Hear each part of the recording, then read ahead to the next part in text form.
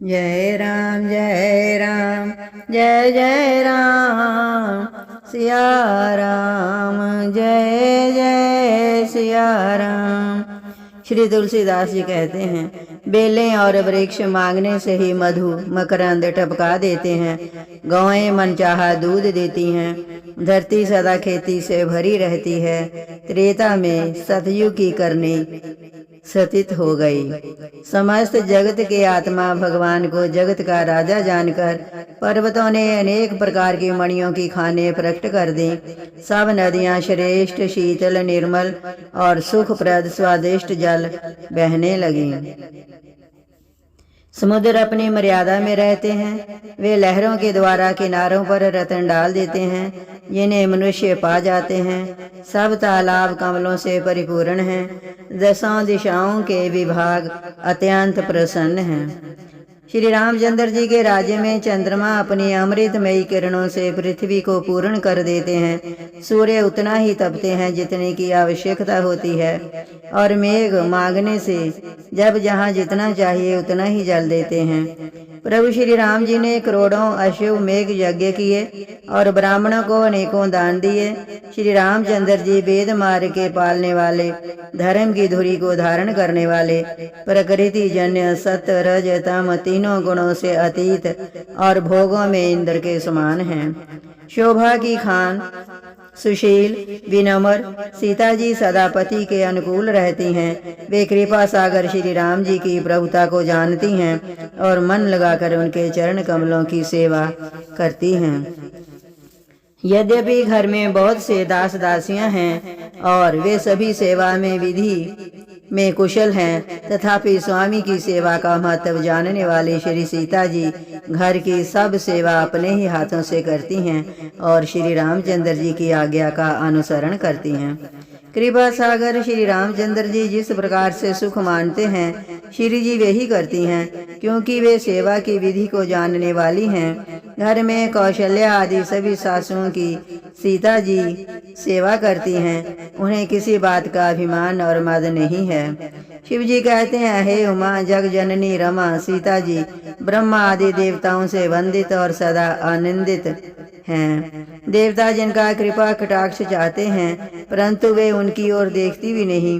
वे ही लक्ष्मी जी अपने महामहिम स्वभाव को छोड़कर श्री रामचंद्र जी के चरणार बिंदों में प्रीति करती हैं। सब भाई अनुकूल रहकर उनकी सेवा करते हैं।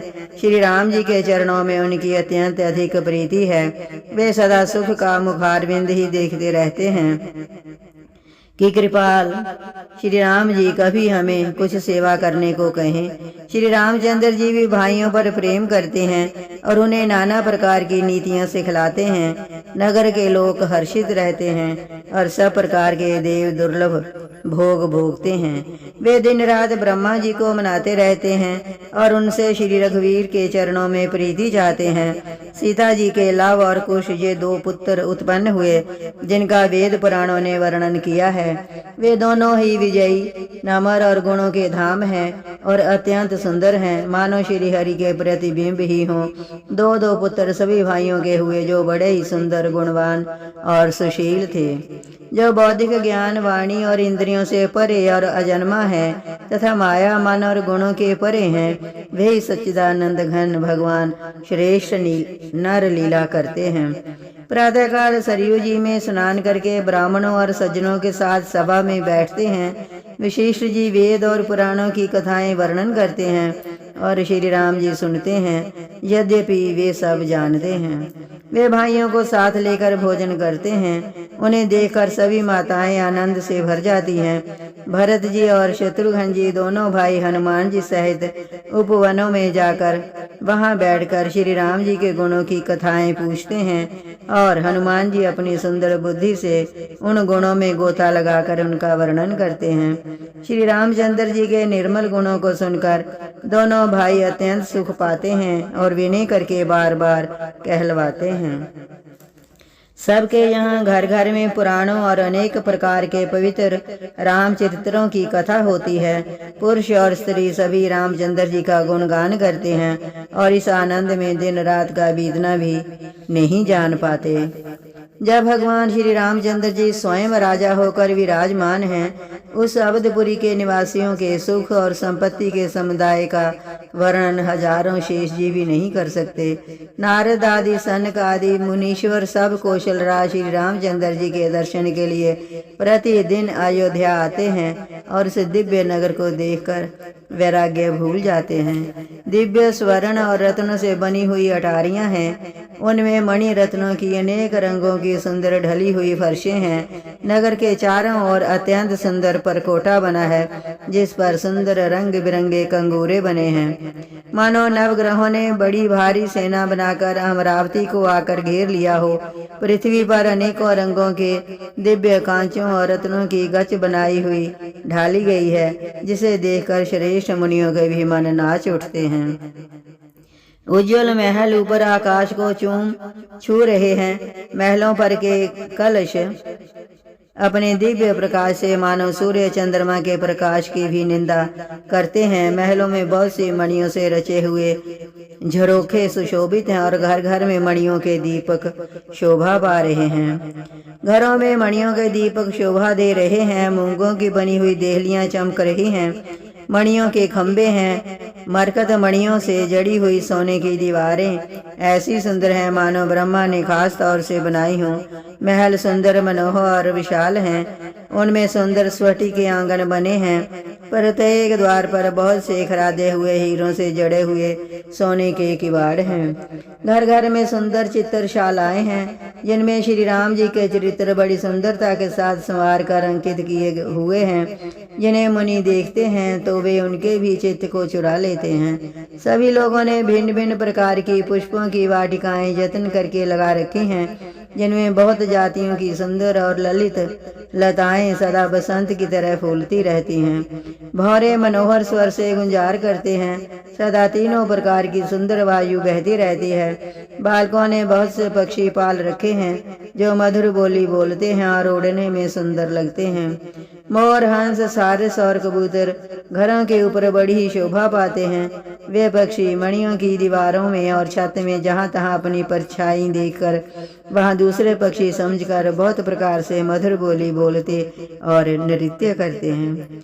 बालक तोता मैना को पढ़ाते हैं कि कहो, राम रघुपति जन पालक। राजद्वार सब प्रकार से सुंदर है। गलियां, चौराहे और बाजार सभी सुंदर हैं।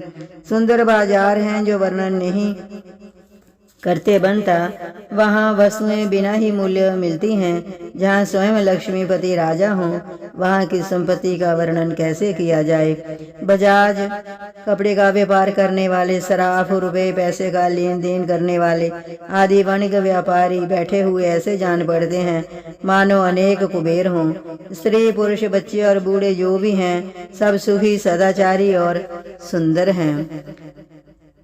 नगर के उत्तर दिशा में सरयू बह रही हैं, जिनका जल निर्मल और गहरा है। मनोहर घाट बंधे हुए हैं। किनारे पर जरा भी कीचड़ नहीं है। अलग कुछ दूरी पर वह सुंदर घाट है, जहाँ घोड़ों और हाथियों के ठट जल पिया करते हैं। पानी भरने के लिए बहुत से जनाने घाट हैं, जो बड़े ही मनोहर हैं। वहाँ पुरुष स्नान नहीं करते। राजघाट सब प्रकार से सुंदर और श्रेष्ठ हैं, जहाँ चारों वर्णों के पुरुष स्नान करते हैं। सरयू जी के किनारे किनारे देवताओं के मंदिर हैं, जिनके चारों ओर सुंदर उपवन बगीचे हैं। नदी के किनारे किनारे कहीं कहीं विरक्त और ज्ञानपरायण मुनि और सन्यासी निवास करते हैं। सरयू जी के किनारे किनारे सुंदर तुलसी जी के झुंड बहुत से पेड़ मुनियों ने लगा रखे हैं। नगर की शोभा तो कुछ कही नहीं जाती। नगर के बाहर भी परम सुंदरता है।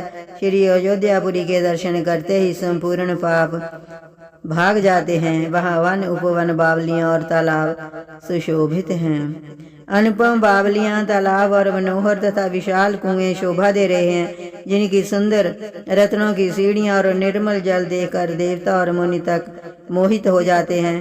तालाबों में अनेक रंगों के कमल खिल रहे हैं। अनेकों पक्षी गूंज रहे हैं और भंवरे गुंजार कर रहे हैं। परम रमणीय बगीचे कोयल आदि पक्षियों की सुंदर बोली से मानो राह चलने वालों को बुला रहे हैं।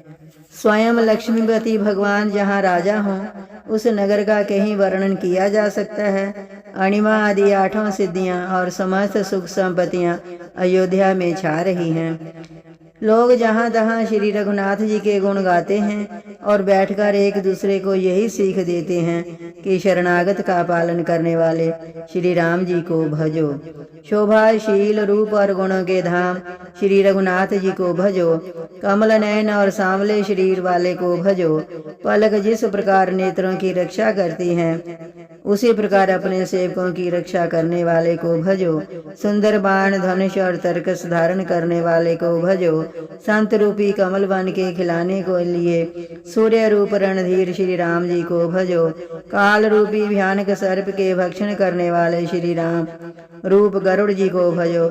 निष्काम भाव से प्रणाम करते ही ममता का नाश कर देने वाले श्री राम जी को भजो। लोभ मोह रूपी हरिणों के समूह के नाश करने वाले श्री राम रूप किरात को भजो। कामदेव रूपी हाथी के लिए सिंह रूप तथा सेवकों को सुख देने वाले श्री राम जी को भजो। संशय और शोक रूपी घने अंधकार के नाश करने वाले श्री राम सूर्य को भजो। राक्षस रूपी घने वन को जलाने वाले श्री राम अग्नि को भजो। जन्म मृत्यु के भय को नाश करने वाले श्री जानकी समेत श्री रघुवीर को क्यों नहीं भजते। बहुत सी वासनाओं रूपी मच्छरों का नाश करने वाले श्री राम रूप हिम राशि बर्फ के ढेर को भजो। नित्य एक रस अजन्मा और अविनाशी श्री रघुनाथ जी को भजो। मुनियों को आनंद देने वाले, पृथ्वी का भार उतारने वाले तुलसीदास के उदार दयालु श्री राम जी को भजो।